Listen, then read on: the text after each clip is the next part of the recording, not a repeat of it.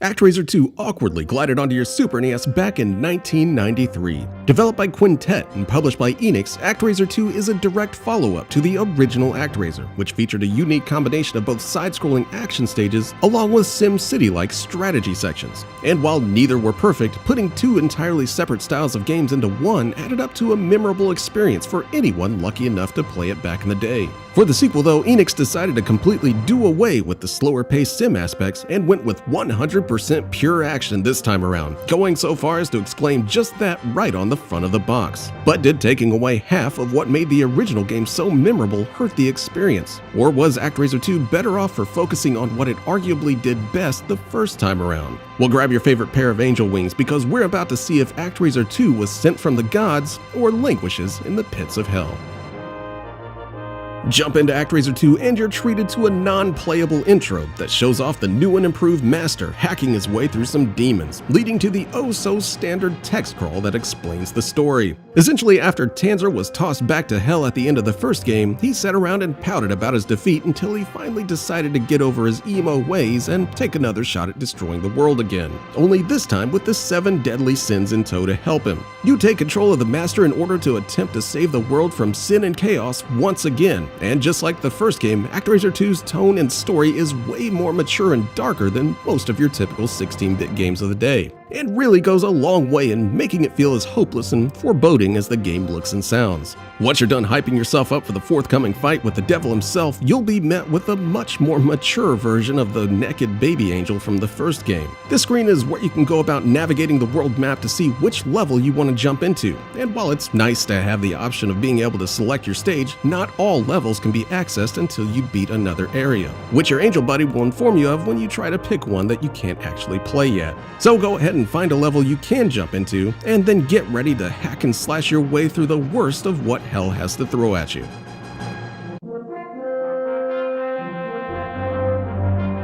The gameplay in Actraiser 2 is definitely a big change from the original. As mentioned before, the sim aspects for the first game are long gone and replaced with nothing but side-scrolling action stages here, though they may not be as fast and actiony as you might be expecting going by what's advertised on the front of that box. While the first game's action stages weren't exactly adrenaline-pumping affairs due to the slower pace, Actraiser 2 takes it a step further and seems to have made your character as nimble and fast as a bus. Just walking forward seems like you're slogging through invisible mud, since the master has all of the speed and agility of a particularly out-of-shape member of the Belmont family. You do at least get a totally sweet set of wings that you can use to glide around the screen with, but even using those will take some practice, since sometimes you'll perform an effortless glide down, while other times you'll run headfirst off of a ledge or into an enemy due to their finicky nature. You'll probably spend a good chunk of time just getting used to how your wings work, since you can perform several different glides depending on what direction you press when you activate them, all of which vary wildly in how you move around the screen. Still, even after you sort of get the hang of getting around, it can still feel a bit too slow and awkward at times, especially when you need to make exact jumps and you're either too heavy or your wings just decide to once again spaz out on you. Thankfully, the combat in the game fares a good deal better than the movement, and this is where the slower pace actually makes the game feel really unique. The master once again returns with his trusty sword and shield, but you certainly can't mindlessly run up and slash at everything over and over like you did in the first game. Instead, you'll need to take a slower, more measured approach to the enemies and bosses. Basically, you'll find yourself using your shield to block enemy attacks, slash at them when they're open, and then return to blocking to avoid taking damage. While this may seem a bit slow and tedious, the game does a great job of constantly introducing new types of enemies and attack patterns so that you're always having to learn the best way to go about beating them. You also get a larger moveset this time around, being able to slash at angles all around you rather than just having a basic forward slash,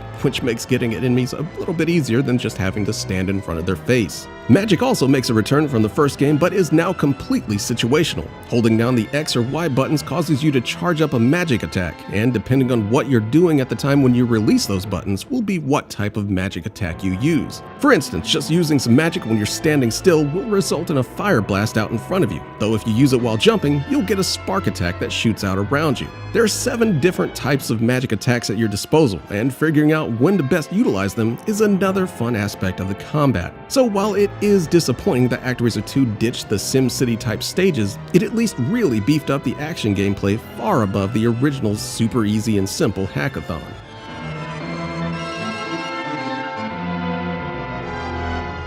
So far, Actraiser 2 sounds like a fairly fun action game, right? Well, it is, but there's one big thing holding Actraiser 2 back from being the fun, accessible game that the original was, and that's the game's difficulty.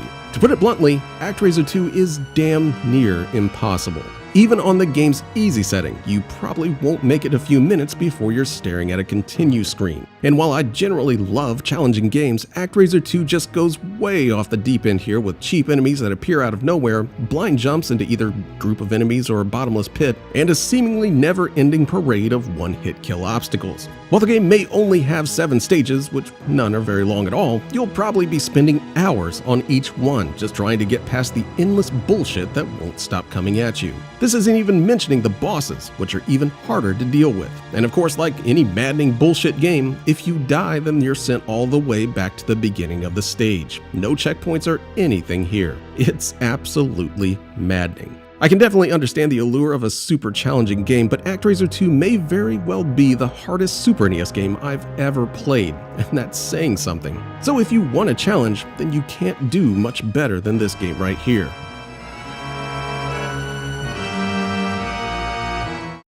In the end, Actraiser 2 is by no means a bad game. It just never seems to rise above being pretty okay. Add in the insane difficulty and it makes it even harder to find an audience for it besides crazy people that just want to punish themselves. So while it may be nowhere near as special or memorable as its predecessor, it does at least give the player a fun and very challenging romp through a gorgeous dark fantasy landscape. The slower pace and challenging gameplay may put some people off that were expecting the 100% pure action and excitement that the box promised, but it at least made up for it with more refined combat rather than the mindless hack-and-slash nature of the original game. Personally though, I was mostly disappointed with Actraiser 2 when I rented it as a kid due to it losing the very reason that I enjoyed playing the first game. To me, the sim sections were the real draw of Actraiser, and the action stages were there just as a nice added bonus that helped move the game along. And with Actraiser 2 going the full-on action approach, it just ended up being yet another side-scrolling action platformer sitting in an ocean of similar,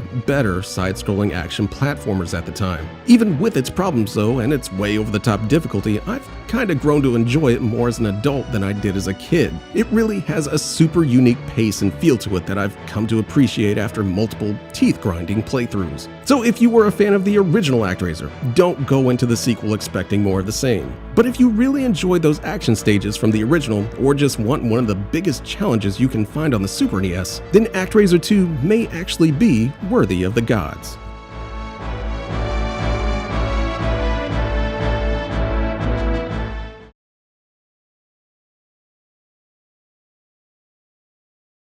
DEcap Attack ripped off its own head and jammed it into your Sega Genesis back in 1991. Developed by Vic Tokai and published by Sega, DEcap Attack is actually a complete reskinning of a Japanese game by the name of Magical Hat, which itself was based off a popular anime series. But with Sega not being able to secure the rights to publish Magical Hat in the States, they decided to simply remake the entire game into what we know as DEcap Attack. So was DEcap Attack worth the effort of completely remaking a game from the ground up just so Sega could get it on store shelves here in the West? Or should Sega have left well enough alone and just left Magical Hat to stay put in Japan? Well, grab your favorite decapitated skull, because we're about to see if DEcap Attack is worth losing your head over.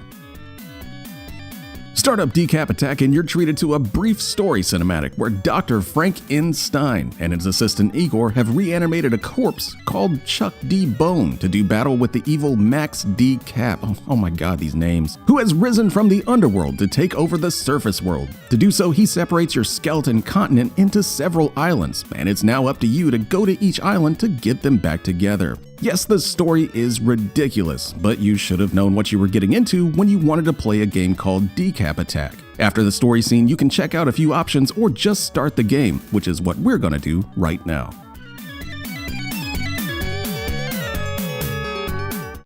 Once you're in the game, you'll probably need a second or two to take in what you're even looking at. No, that weird stump-looking mummy thing isn't an enemy. That's actually Mr. Chuck D. Bone himself. If you can stop laughing long enough at the crack pipe nightmare that's on your screen, then it's probably best to actually start trying to play the game. Yes, we're once again looking at a side-scrolling action platformer here, but at least DEcap Attack goes out of its way to make things as weird and crazy as possible. Long gone is the colorful, cute anime stylings that Magical Hat was in Japan, and is now replaced with with a character whose main attack is literally a face shooting out of his chest cavity. As odd as it sounds, and looks, it's actually pretty effective, with its only issue being that it never seems to go quite as far as you need it to go. Combine this with Chuck's slippery inertia, and you'll usually end up running into enemies before your chest face can actually hit them. As amazing as having an exploding chest cavity as an attack is, you'll also be able to find your actual head hidden around stages as well. Once acquired, you'll be able to throw it at enemies, giving you an actual DEcap attack that lets you mow down just about everything in one hit with it. Flinging your head around is really fun and satisfying, though you'll have to wait a second or two for it to fly back to you every time you toss it at something.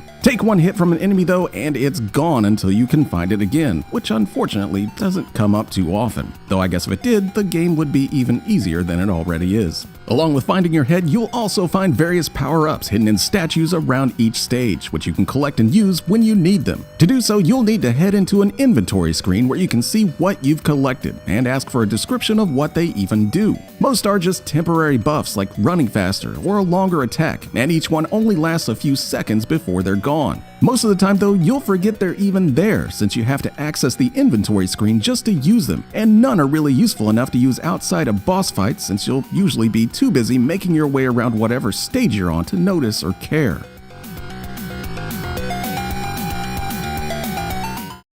Speaking of stages, DEcap Attack features 7 different worlds with 3 stages apiece to make your way through. And since this is a Genesis platformer, it's a safe bet that just about every stage is gonna be one of those large maze-like stages that everyone hates. Honestly, they're not as bad as some Sega-published games, but there are definitely times when you'll find yourself circling back around to places you've already been, since stages can go off in any variety of directions, along with multiple paths through them. DEcap Attack is at its worst on the stages that rely on exact platforming, which is one area where Chuck D. Bone does not excel at with his overly floaty jumping and slippery running. Thankfully, these don't come up too often, and you're left with a good variety of stages to run around in, even if they can all start to look a little too much like each other after a while. You do at least get a bonus stage after each level if you can find it, where you can use your coins that you've collected to place multiple Chucks on different paths at the bottom of the screen that they'll follow to the top and collect power-ups or one-ups. It's not exactly fun or anything, but it gives you something to do between stages. Overall, DEcap Attack stages are fairly lengthy and fun to explore, especially if you enjoy large open levels. If not, then you may want to steer clear of DEcap Attack.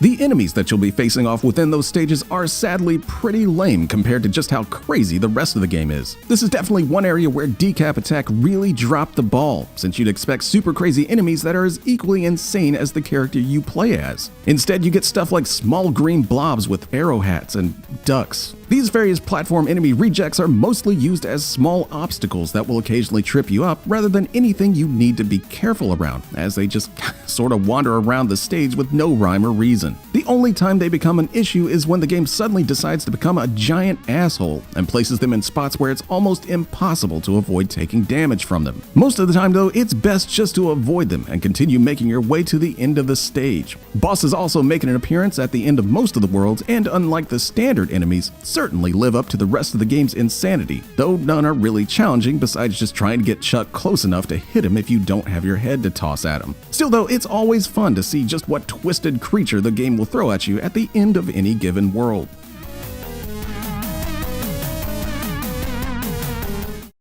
DEcap Attack is one of those games where when you look at it, you know it could have only existed in a very specific time period. The early 90s was such a weird and wonderful time for kids, since it seemed toy manufacturers and game developers were throwing out whatever fever dreams they could imagine and then just seeing if kids liked it. DEcap Attack is a perfect example of that. I mean, Sega could have just as easily did a basic reskinning of the original Japanese release and called it a day. Instead, they made a game about a mummy that has a face in its chest and throws its head at stuff.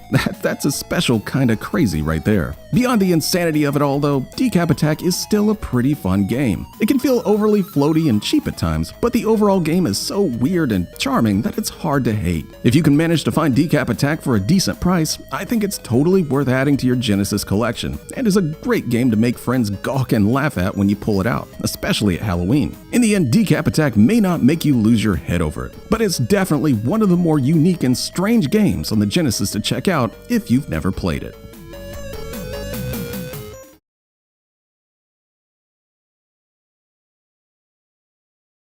Shatterhand used its bionic fist to punch its way onto your NES back in 1991. And yes, before you ask, that is the actual box art for the game, which may explain why no one ever actually played it in the first place. It's a shame though, since Shatterhand is one of the very few games on the NES that I'd qualify as a genuine overlooked classic. Developed by Natsumi and published by Jalico, Shatterhand was largely overlooked due to coming out just a couple of months after the brand spanking new Super NES had hit store shelves. So absolutely no one was paying attention to Shatterhand when the likes of Super Mario World and Pilot Wings was dominating any and all video game media attention. But was a side-scrolling action game on a now last-gen console really worth hunting down at the time when way cooler stuff was out? Or am I letting my rose-tinted glasses get the better of me once again? Well, snap on your favorite robotic arms, because we're about to see if Shatterhand can shatter its Super NES competition.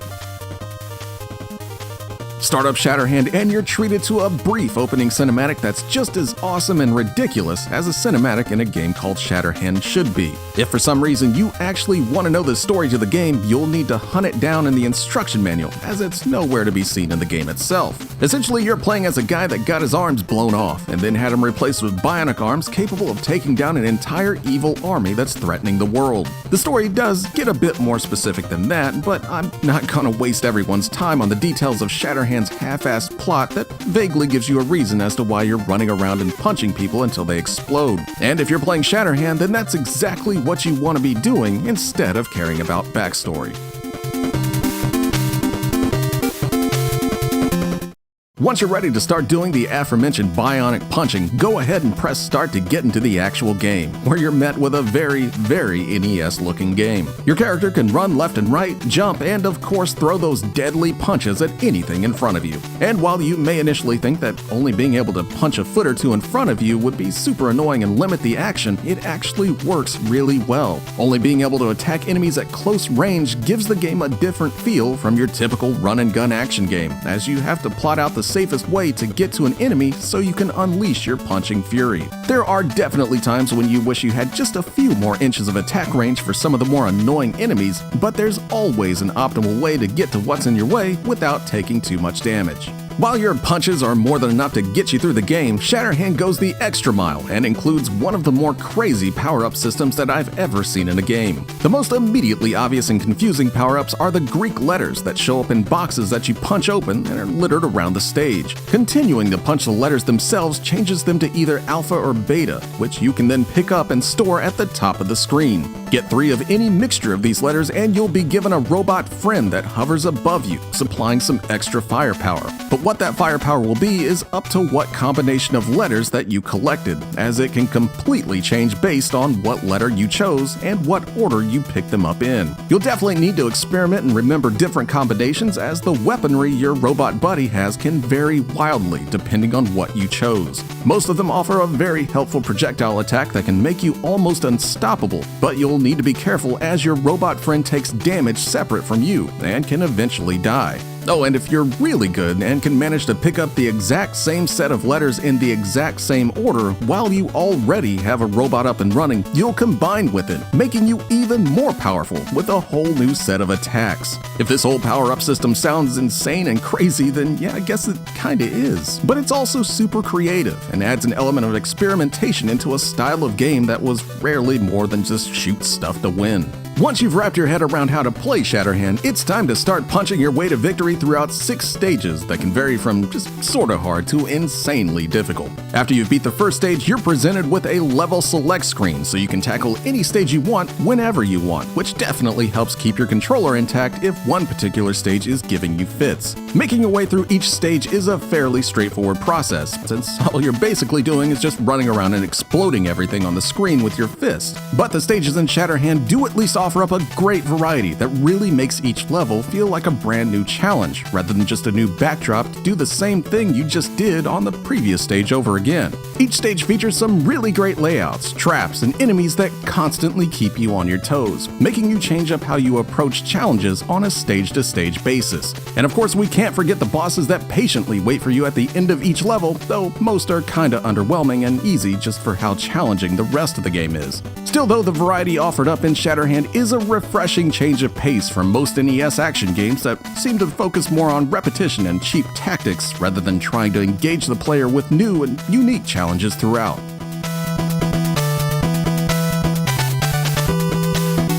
As I mentioned at the beginning of this review, I genuinely think Shatterhand is a rare gem of a game that was sadly overshadowed by the Super NES launch. Only the absolutely hardcore were still getting excited about what was coming out on the old and crusty NES when 16-bit Mega Power was being blasted into your eyeballs just about everywhere you went. Over the years though, Shatterhand has finally gotten the attention it deserves thanks to YouTube reviews and retro gaming sites giving it its due, even if they're usually just making fun of it for that box. Seriously, Jalico, what the hell were you thinking with this? And if you never gave Shatterhand a chance back in the day or even knew it existed, it's still just as fun to pick up and play today, and you'll be in for a hell of an NES action game. Unfortunately though, due to only like 10 people ever buying Shatterhand, you won't be able to pick up a copy for anything below $60, even just for the cartridge by itself. So maybe grab a ROM and an emulator and try it out if you don't have cash spilling out your pockets for old NES games. No matter what you decide though, I can guarantee that Shatterhand won't let you down.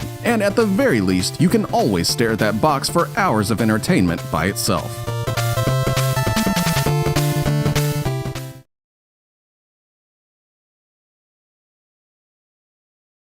Monster in My Pocket fell out of every 8-year-old's toy bin and onto your NES back in 1992. Developed and published by Konami, Monster in My Pocket was based on the popular toy line of the same name that was all about collecting micro-sized monsters that could, well, fit in your pocket. Most of these were sold in packs of 4 and were great for kids like me that didn't have enough money to buy the hottest, latest Transformer or He-Man toys. And of course, if you lived in the 80s or 90s and a particular toy or cartoon got popular, then it's only a matter of time until it suddenly showed up on your video store shelves for whatever video game system it could be slapped onto. And that's exactly what happened with Monster in My Pocket for the NES. Though with Konami at the helm, we could at least hope the game would be fun to play, right? Well, grab a handful of your favorite multicolored plastic monsters, because we're about to see if Monster in My Pocket is worth carrying around.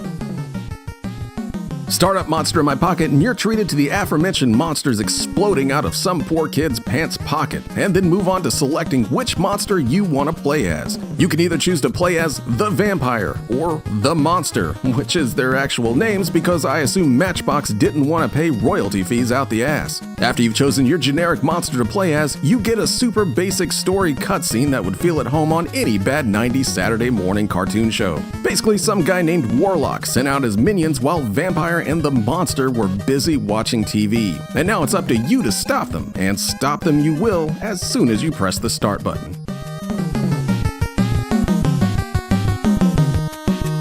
Once you get into the game, you take control of whichever monster you chose at the character select screen, and then it's time to start using your monstrous fists to take out everything coming at you. Your main attack is a mostly underwhelming slash that doesn't go too far out in front of you, but it at least only takes 1 or 2 hits to send most enemy monsters back to whatever cheap toy aisle they spawned from. You can also find keys and bolts to pick up and toss at enemies, but they're fairly rare to find lying around, so maybe try to use them as much as possible when you get one, since this is the only projectile attack your character will get in the game. Thankfully, the various monsters coming at you don't exactly employ an advanced moveset themselves, and are mostly just totally satisfied with walking straight at you until you explode them with your fist. A few enemies here and there do try to trip you up with some trickier patterns, but none will take more than a few tries to learn. At the very least, there's a good variety of enemy monsters to punch at, and they're all based on some of the more popular monsters used from the actual toy line, which was a nice added bonus for kids that may have owned them in real life.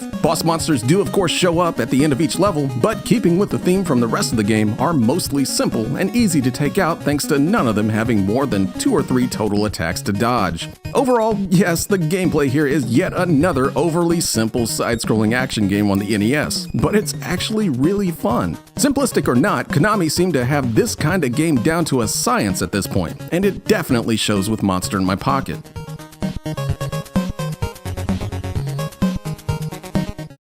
Pushing your way through Monster in My Pocket's 6 oversized stages is also as straightforward as you could imagine, but the game does at least do a good job of throwing a lot of verticality into its stages, letting you do a bit of exploring in levels that would otherwise be nothing more than just running to the right until you reach the boss. And since you are a monster that can fit into a pocket, the game does a great job of playing up the oversized scenery everywhere you look. One minute you'll be making your way across kitchen appliances, and the next climbing a chain link fence in a construction site. It also doesn't hurt that Monster in My Pocket looks really great for an NES game, utilizing a lot of animation frames for your character and background scrolling effects that were rarely seen on the system, with almost zero slowdown. The only real problem is the near ever-present character flickering that happens when more than a couple of sprites are on the screen at the same time, which can sometimes make it hard to see what's even happening when everything's flashing in and out of existence constantly. It's not too big of a deal though, especially in a game where everything else is such high quality.